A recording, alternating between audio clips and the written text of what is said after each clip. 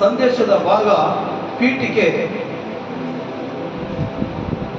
ದೇವರ ವಾಕ್ಯವನ್ನು ಧ್ಯಾನಿಸುವುದರ ಮುಖಾಂತರವಾಗಿ ನಮ್ಮ ಜೀವಿತ ಪರಿಶುದ್ಧವಾಗಿ ಬದಲಾಗುತ್ತದೆ. ಹಲೋ,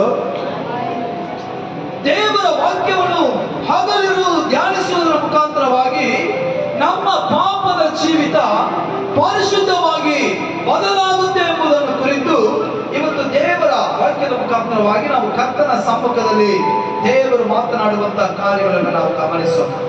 ದೇವರ ವಾಕ್ಯವನ್ನು ಗಮನಿಸುವಾಗ ನೋಡಿ, ದೇವರ ವಾಕ್ಯದಿಂದ ನಮ್ಮನ್ನು ಪರಿಶುದ್ಧಪಡಿಸಿಕೊಳ್ಳಲು ಸಾಧ್ಯ ಎಂಬಂತ ಟಾಪಿಕ್ ನಿಂದ ಪೀಠಿಕೆಯಿಂದ ದೇವರು ಇವತ್ತು ನಮ್ಮೊಟ್ಟಿಗೆ ಮಾತನಾಡುವಂತಹ ವಾಕ್ಯ ಯೋಹಾನನ ಬರೆದ ಸುವಾರ್ತೆ 17ನೇ ಅಧ್ಯಾಯ 17ನೇ ವಾಕ್ಯವನ್ನು ತೆಗೆದುಕೊಳ್ಳೋಣ.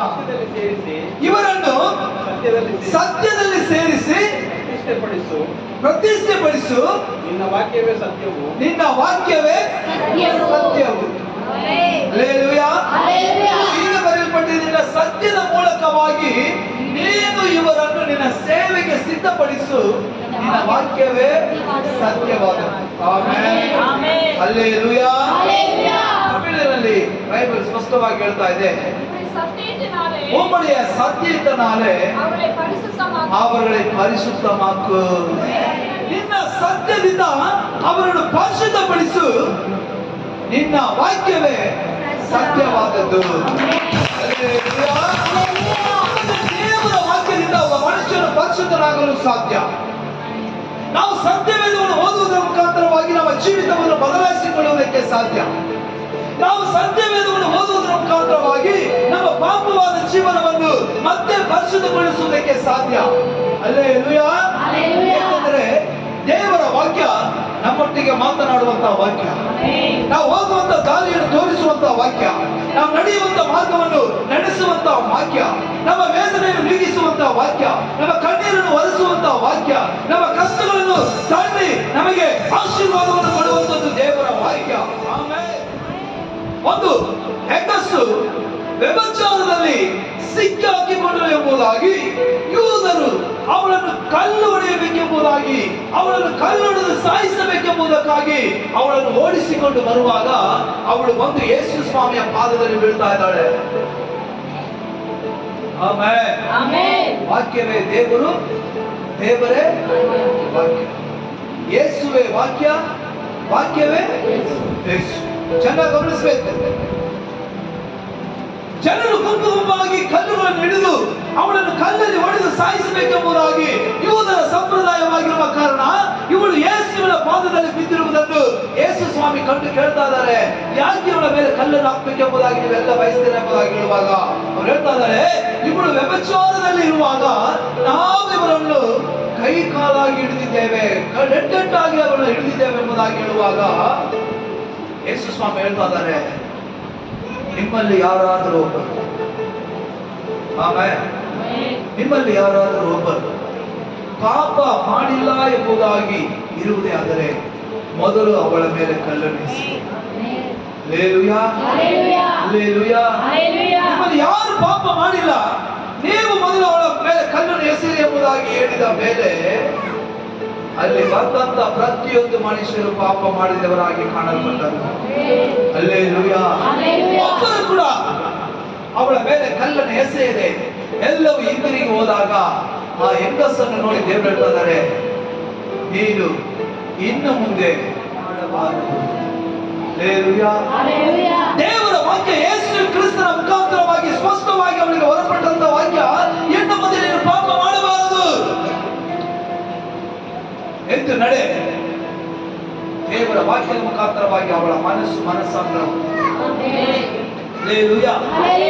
ನಮ್ಮನ್ನು ಬಲಪಡಿಸಿ ಪಾಪದಿಂದ ಬಿಡಿಸುವುದೇ ಒಂದು, ಬಿಡಿಸುವ ಕಾರ್ಯ ಒಂದು ಇರುವುದೇ ಆದರೆ ಅದು ದೇವರ ವಾಕ್ಯ ಮಾತ್ರ ನಮ್ಮನ್ನು ಪಾಪದಿಂದ ಬಿಡಿಸಲು ಸಾಧ್ಯ. ಒಂದು ಥೆಸಲೋನಿಕರಿಗೆ ಬರೆದಂತ ಪತ್ರ ಅಪೊಸ್ತಲನಾದ ಪೌಲನು ಥೆಸಲೋನಿಕರಿಗೆ ಬರೆದಂತ 1 ಥೆಸಲೋನಿಕ 4ನೇ ಅಧ್ಯಾಯ 3ನೇ ವಾಕ್ಯವನ್ನು ತೆಗೆದುಕೊಂಡ್ರೆ ಎಲ್ಲರೂ, ದೇವರ ಚಿತ್ತವೇನೆಂದರೆ ನೀವು ಶುದ್ಧರಾಗಿ ಇರಬೇಕೆಂಬುದೇ. ಆಮೆನ್. ದೇವರ ವಾಕ್ಯದಲ್ಲಿ ಅಪೊಸ್ತಲನಾದ ಪೌಲನು ಥೆಸಲೋನಿಕರಿಗೆ ಬರೆಯುವಾಗ ಈ ರೀತಿ ಬರೀತಾ ಇದ್ದಾನೆ, ನೀವು ಪರಿಶುದ್ಧವಾಗಿರಬೇಕೆಂಬುದು ದೇವರಿಗೆ ಇಷ್ಟ. ಯಾರಿಗಿಷ್ಟ? ಇಷ್ಟಪಡ್ತೇವೆ.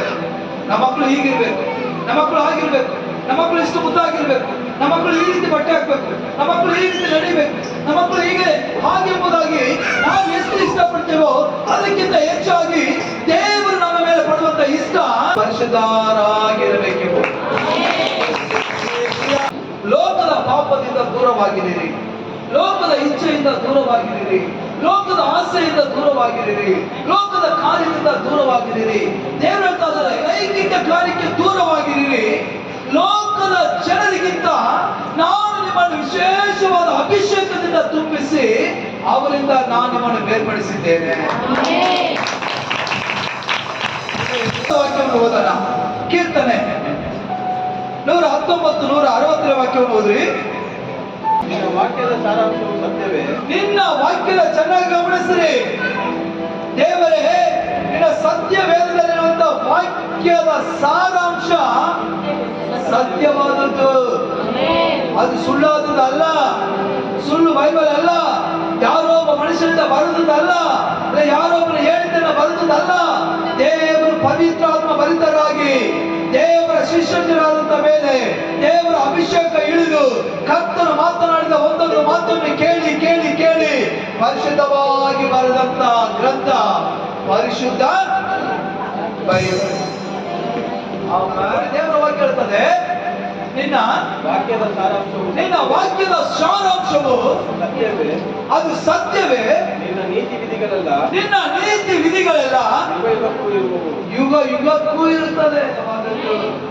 ನಾವೆಲ್ಲ, ನಮ್ಮ ಮಕ್ಕಳೆಲ್ಲ, ನಮ್ಮ ಮೊಮ್ಮಕ್ಕಳೆಲ್ಲ, ಅವ್ರ ಮೊಮ್ಮಕ್ಕಳೆಲ್ಲ, ಅವ್ರ ಮೊಮ್ಮಕ್ಕಳೆಲ್ಲ ಯೇಸು ಸ್ವಾಮಿ ಬರೋಣ ದೂರವಾದ್ರೆ ಎಷ್ಟೋ ತಲಾಂತರವರೆಗೂ ಅಂದು ಅಬ್ರಹಾಮನು, ಅಂದು ಮೋಶೆ, ಅಂದು ಈಸಾಕ್, ಅಂದು ಯಾಕೋಬನ ಸಂತತಿಯನ್ನು ಆಶೀರ್ವದಿಸಿದ ದೇವರು ಇವತ್ತು ನಮ್ಮ ಸಂತತಿ, ನಾಳೆ ನಮ್ಮ ಮಕ್ಕಳ ಸಂತತಿ, ನಮ್ಮ ಮೊಮ್ಮಕ್ಕಳ ಸಂತತಿ, ಎಷ್ಟು ಸಂತತಿ ತಲೆಮಾರುಗಳು ಬಂದ್ರು ಅವರ ನೀತಿ ಯಾವಾಗಲೂ ಶಾಶ್ವತವಾಗಿ ಬೈಬಲ್ನ ಒಬ್ಬ ಮನುಷ್ಯನನ್ನು ಕುರಿತು ಹೇಳಿ ನಾನು ಮುಗಿಸ್ತೇನೆ. ನೀವು ಅಪೊಸ್ತಲರ ಕೃತ್ಯ 8ನೇ ಅಧ್ಯಾಯವನ್ನು ತೆಗೆದುಕೊಳ್ಳುವಾಗ ಅಲ್ಲಿ ಎಥಿಯೋಪ್ಯ ದೇಶದ ಒಬ್ಬ ಮಂತ್ರಿಯನ್ನು ನೋಡಿ, ಮಂತ್ರಿಯ ಬಗ್ಗೆಯಲ್ಲಿ ದೇವರ ವಾಕ್ಯದಲ್ಲಿ ಬರೆಯಲ್ಪಟ್ಟಿದೆ. ಅಪೊಸ್ತಲರ ಕೃತ್ಯ 8ನೇ ಅಧ್ಯಾಯ 26ನೇ ವಾಕ್ಯ ಓದಿ.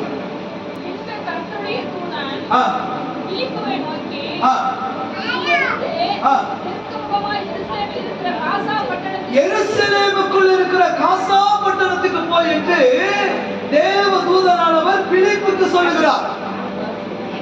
அல்லேலூயா, அல்லேலூயா. ಗಮನಿಸಿರಿ, ದೇವರಾತ್ಮನು ಫಿಲಿಪ್ಪನೊಟ್ಟಿಗೆ ಮಾತಾಡ್ತಾ ಇದ್ದಾರೆ. ಯೆರೂಸಲೇಮ್ ದೇಶದಲ್ಲಿರುವಂತಹ ಕಾಸಾ ಪಟ್ಟಣಕ್ಕೆ ನೀನು ಹೋಗು, ಅಲ್ಲಿ ರಾಜ್ಯಭಾರ ಮಾಡುವಂತಹ ಒಬ್ಬ ರಾಜನ ಕೆಳಗೆ ಕೆಲಸ ಮಾಡುವಂತ ಲೆಕ್ಕಾಧಿಕಾರಿಯಾಗಿ ಅಥವಾ ಖಜಾಂಚಿಯಾಗಿ ಕೆಲಸ ಮಾಡುವಂತ ಒಬ್ಬ ಮನುಷ್ಯನನ್ನು ಫಿಲಿಪ್ಪನಿಗೆ ದೇವರು ತೋರಿಸ್ತಾರೆ. ಚೆನ್ನಾಗಿ ಗಮನಿಸಿ. ಈ ಎಥಿಯೋಪ್ಯ ಮಂತ್ರಿ ಏನ್ ಮಾಡ್ತಾ ಇದ್ದಾನೆ, ಕುದುರೆ ರಥದಲ್ಲಿ ಆ ಕಾಸಾ ಪಟ್ಟಣದಿಂದ ಬೇರೆಲ್ಲೋ ಒಂದು ಕಡೆ ಹೋಗುವುದನ್ನ ಫಿಲಿಪ್ಪನಿಗೆ ದೇವರು ಪ್ರೇರೇಪಣೆ ಮಾಡಿ ಫಿಲಿಪ್ಪನೊಟ್ಟಿಗೆ ಮಾತಾಡ್ತಾ ಇದ್ದಾರೆ. ನೀನು ಹೋಗಿ ಅವನ ಕುದುರೆಯ ರಥದಲ್ಲಿ ಹತ್ತು. ಅಲ್ಲೇ ಫಿಲಿಪ್ಪನೊಟ್ಟಿಗೆ ದೇವರು ಮಾತಾಡ್ತಾ ಇದ್ದಾರೆ, ಅವನ ರಥದೊಳಗೆ ಹತ್ತು. ಈಗ ದೇವರ ಪ್ರೇರೇಪಣೆ ಮೇರೆಗೆ ದೇವರ ಮಾತನ್ನು ಕೇಳಿದಂತ ಫಿಲಿಪ್ಪನು ಎಥಿಯೋಪ್ಯ ಮಂತ್ರಿಯ ರಥದ ಒಳಗೆ ಹತ್ತುವಾಗ ಅಲ್ಲಿ ಈ ಎಥಿಯೋಪ್ಯ ಮಂತ್ರಿಯಾದವನು ಯೆಶಾಯನ ಪ್ರವಾದನೆ ಗ್ರಂಥವನ್ನು ಓದ್ತಾ ಇದ್ದಾನೆ. ಆದರೆ ಅದರ ಅರ್ಥ ಅವನಿಗೆ ಗೊತ್ತಿಲ್ಲ, ಅದರ ಬಗ್ಗೆ ಗೊತ್ತಿಲ್ಲ.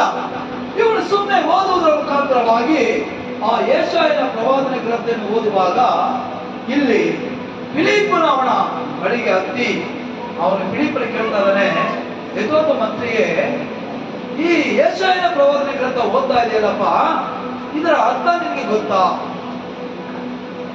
ಆಗ ಆ ಮಂತ್ರಿ ಹೇಳ್ತಾ ಇದ್ದಾನೆ, ಇದರ ಬಗ್ಗೆ ನನಗೆ ಹೇಳಿಕೊಡದೆ ಹೋದರೆ ನನಗೆ ಯಾವ ರೀತಿ ತಿಳಿಯುತ್ತದೆ ಎಂಬುದು. ದೇವರಿಂದ ಪಡೆದು ಪ್ರೇರೇಪಿತರಾಗಿ ಅದನ್ನು ಬೋಧಿಸುವುದಕ್ಕೆ ಒಬ್ಬರು ಬೇಕು. ಈಗ ಆ ಎಥಿಯೋಪ್ಯ ಮಂತ್ರಿಗೆ ಯಾರು ಬೋಧಿಸುವವನು?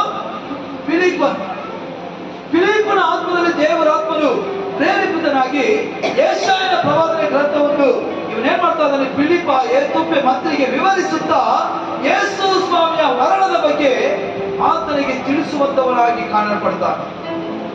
Hallelujah, hallelujah. ಈಗ ಮಂತ್ರಿಗೆ ಫಿಲಿಪ್ಪನು ದೇವರ ಸುವಾರ್ತೆಯನ್ನು ಸಾರುತ್ತಾ ಚೆನ್ನಾಗಿ ಗಮನಿಸಿರಿ, ಆ ಮಂತ್ರಿಯ ಜೀವಿತ ಬದಲಾಗ್ತದೆ. Amen, hallelujah.